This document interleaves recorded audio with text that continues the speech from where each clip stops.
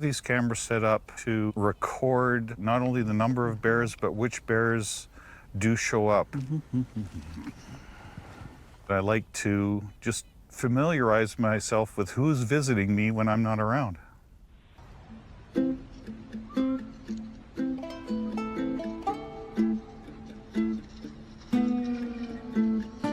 Part of coexisting with bears is also understanding that you don't want to be friends with them. They're not pets, they're wild animals. If they come too close to the yard, I do take steps to discourage their behavior.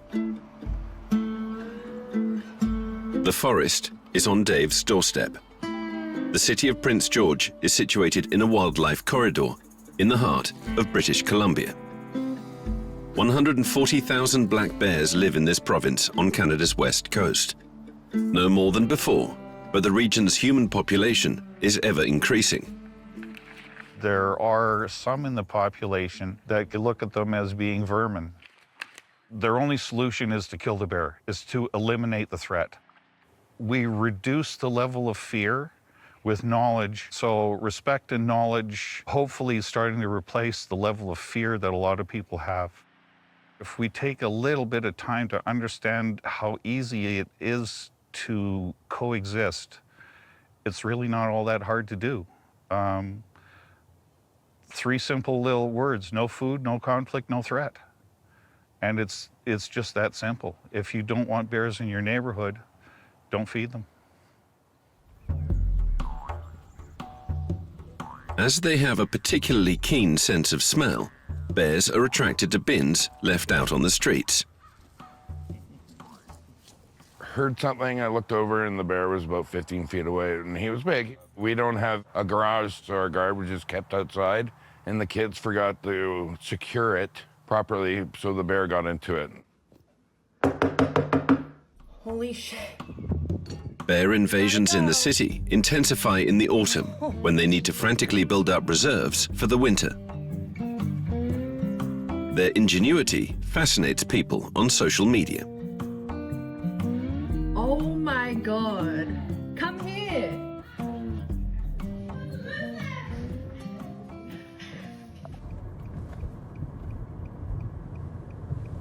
Ashleen volunteers for a charity advocating coexistence with bears. She goes door to door, encouraging residents to remove any scents that might attract bears. How do you pronounce your name again? It's like Ashleen. Ashleen. Yep. Ashleen, okay. Yeah, nice to meet you. Nice meeting you too, Ashleen. Have you guys had any issues with bears here at all? We've had bears. We see bears all the time, but we haven't had any problems with them because, you know, we've learned over time because, you know, we hide our garbage, we make sure it's secure, we don't have any food on the grass. Another solution we give people is to freeze like really smelly attractants like meat and those sorts of things, and then on garbage day you can take it out. That's a good idea. Yeah. Hi, how's it going? Good. You have any problem bears in the area that you'd like to talk about? Well, they come around about 2 nights a week. Yeah. And they'll get into your garbage, but I keep mine strapped, so. Oh, perfect. But they still get into it. Oh, do they? Here's a picture of a bear. He's dining in my garbage can. Oh my gosh. They make a mess. Yes. One could run around the corner and scare the heck out of me. Yeah, absolutely, you know? Yeah. But I don't think they're dangerous to humans.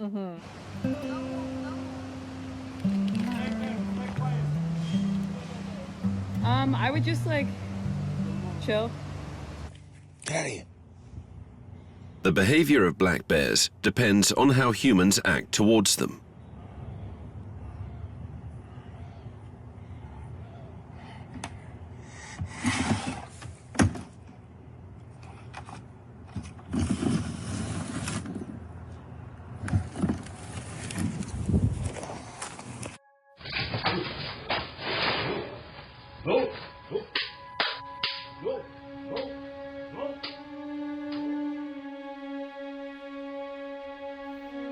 When residents are afraid, they call the Nature Conservation Office. If the bear is deemed a threat, it is shot.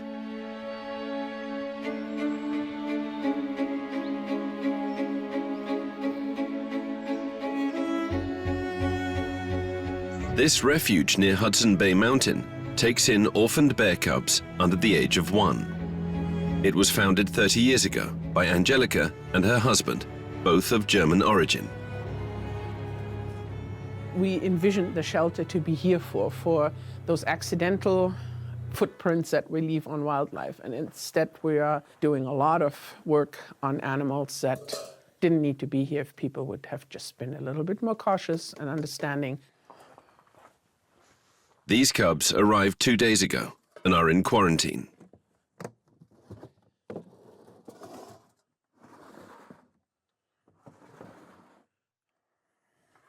A lot of these bears, cubs that we have right now, wouldn't be here if people hadn't managed attractants. Apple trees in particular get planted all the time because they bloom so nicely in the spring, but they bring the bear into town in fall, and then they're upset that the bear is there. Well, we're in bear territory, we're taking their home away, and then we're putting some food out for them in form of trees. What do people expect will happen? Really, people need to understand that it starts by picking their apples or cutting down the tree, but if the garbage then is unsecured, then they find a new food source, and that's unlimited. And then they don't leave, and then they get protective of their food sources and aggressive towards people, and then they get killed. So.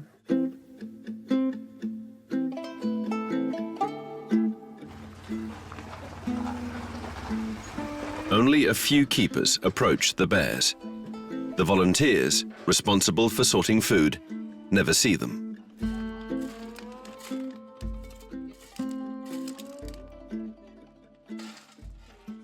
Lots of cleaning, lots of poop cleaning. That's our glamorous job.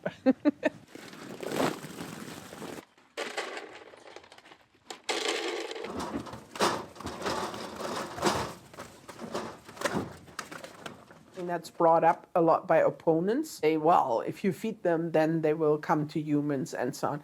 We haven't seen that over the 34 years, and why would it happen now? We train them not to like people, because you came with us and you've seen how they reacted at the beginning and went, oh, we don't know them. And they were all up on the platform and looking down at us because they don't know you and you're not supposed to be there. It's exactly the behavior we want to see. Not of these, not of this.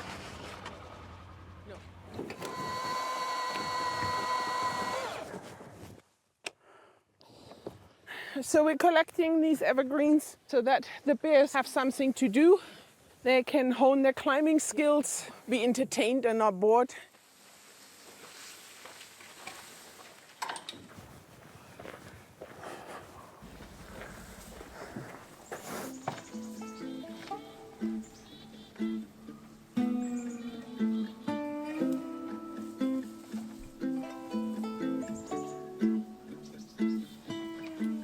We're trying to support them in getting to an age where they can successfully look after themselves.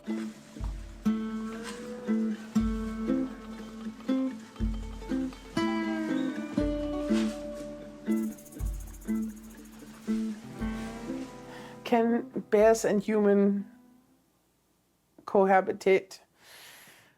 I think after 34 years, I've become a little bit jaded there.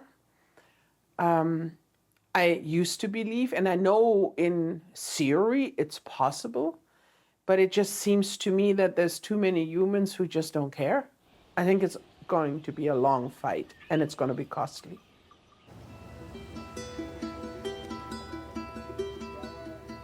On Vancouver Island, located in the far southwest of Canada, the town of Tofino has decided to do all it can to live in perfect cohabitation with the 100 bears surrounding it. The aim? None should be killed due to human negligence. They're very ambitious, but how can they succeed when 1 million tourists visit the town each year? By boat, it's easier to channel their interest in bears. But on land, it's a different story. Bob Hansen is here to carry out this mission. Coexisting with bears has been his lifelong ambition. When working for the national parks, he had to kill bears to protect tourists, until too many were killed, provoking a radical change. His revolution began with campsites. Hi, Kelly. Hi, Bob. How are you ya? today?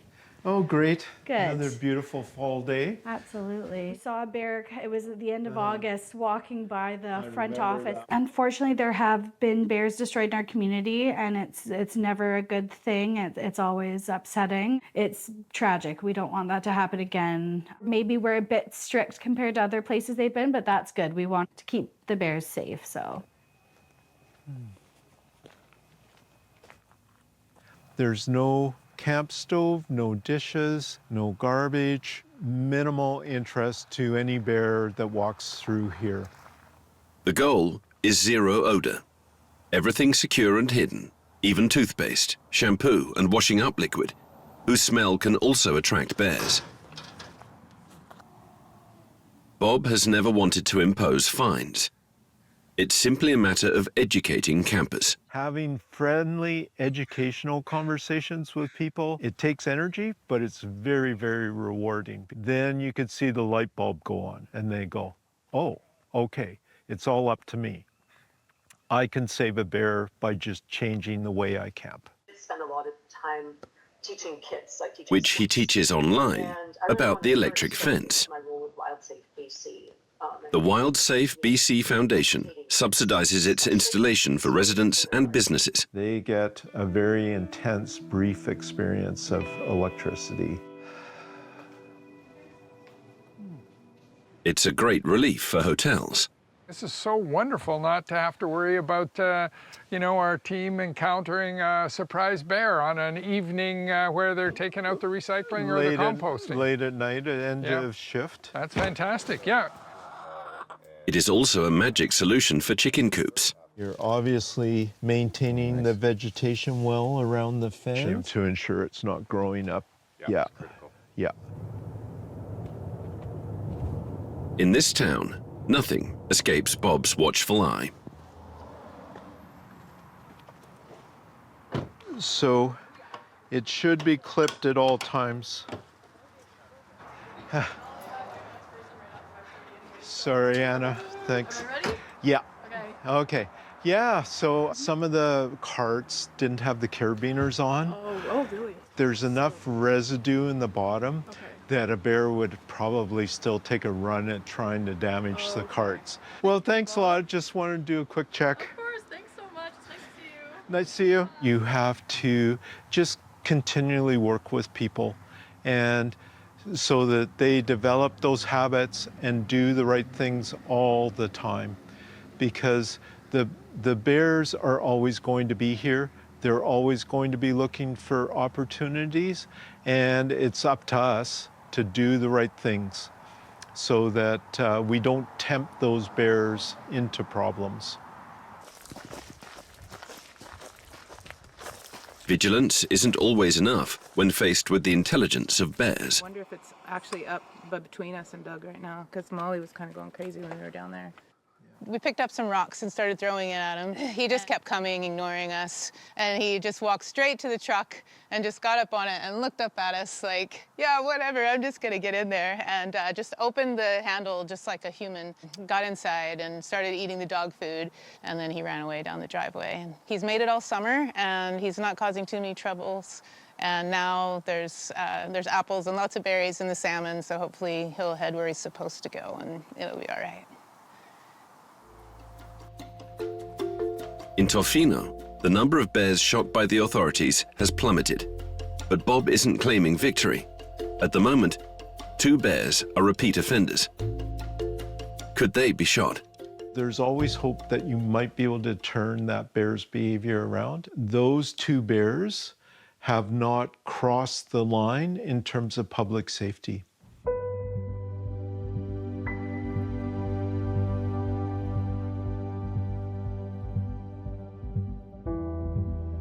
In the northwest of the province, in the Bella Coola Valley, people have another opinion on the relationship between bears and humans.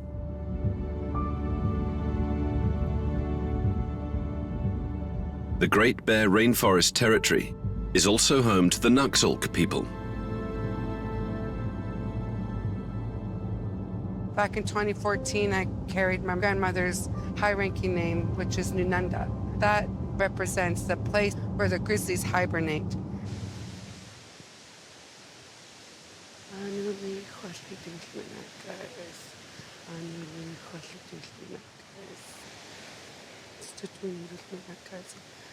We always thought that the bear was our protectors. As young kids, I remember we weren't allowed inside the houses until dinner time, so we'd go out and play in the woods, and we never thought about animals harming us because we were taught very young that the bear was our protectors. They will caretake as long as we caretake for them. Ahiela, ahiela, hey. I feel that colonialism has tainted the bear to be a villain. When they first came, they thought them to be vicious and that they can kill people, and not thinking to where we as Nukalkum members, we believe that they are our brothers, they are our sisters. To the mind frame of a colonial person, it's theirs to take. It's theirs for them only and their time only, not thinking of for the next generation. Yep. Along with other First Nations, they have campaigned against the hunting of grizzly bears. Trophy hunting was finally banned across the province in 2017. Earlier in the spring, we got This forest ranger himself physically confronted the hunters.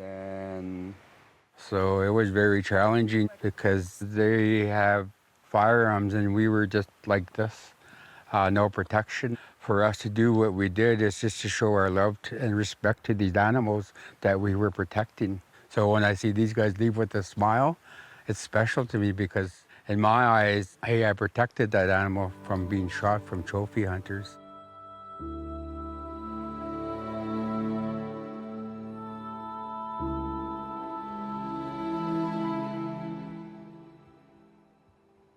And if you need my attention because, you see something, you have a question, then just let me know. We're going to stay together in a real tight group. If a bear is in front of us, hold still.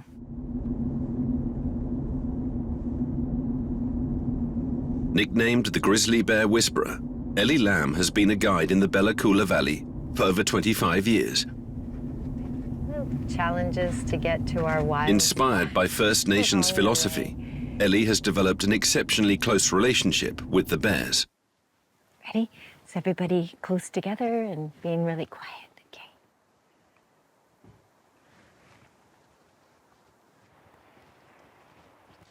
And I do carry a bear spray if there's a problem. Have I had it out? Yes. But I've never needed to use it on the bears that I've encountered in the forest.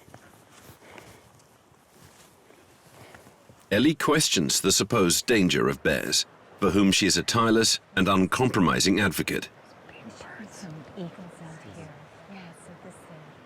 The narrative in our life has been that these animals are a scary animal and want to eat our children.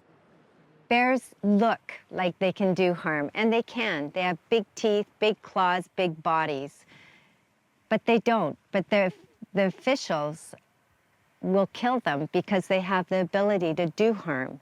And that is a poor reason to kill bears. It's a big glacier feature with the kettle pond scraped out by a chunk of ice. There are many bears have pulled and opened it up and put their scent on it, telling other bears or other animals that they live here. It's really not about dominance, it's about just communication. It's like social media of the forest in some ways, really.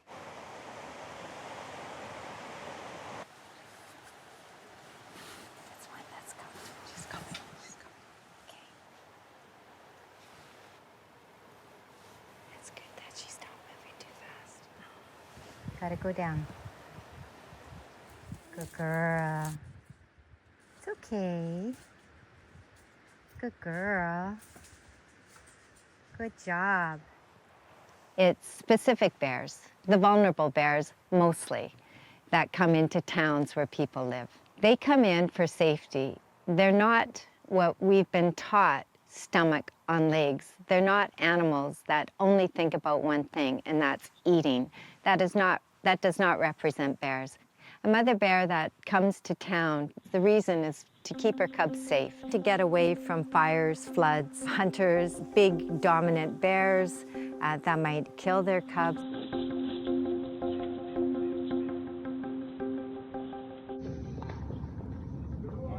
I got eyes on them. Don't worry about the cubs. Keep your eye on the sow. The bears are not a problem. They're not a safety threat.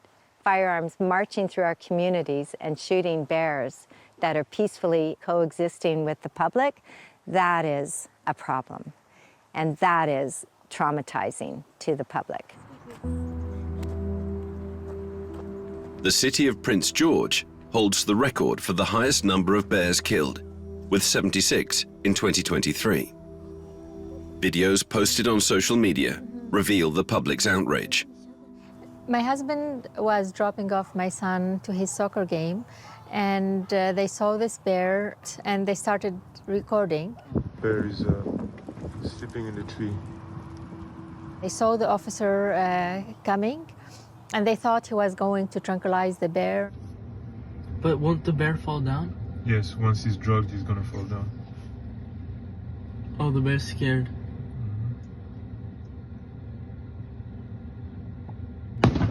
Oh, no, he killed it. They shot the bear dead, and that was quite devastating for my son witnessing, and later on for us watching what happened. We were not permitted to interview or film a British Columbia nature conservation officer. However, one who is now retired agreed to meet with us. I was a CO here for 22 years. I retired 7 years ago. I've probably dealt with 200 bears or more, black bears. You know, I had to put a sow grizzly and 2 cubs down, and to this day, that's probably something that haunts me the most.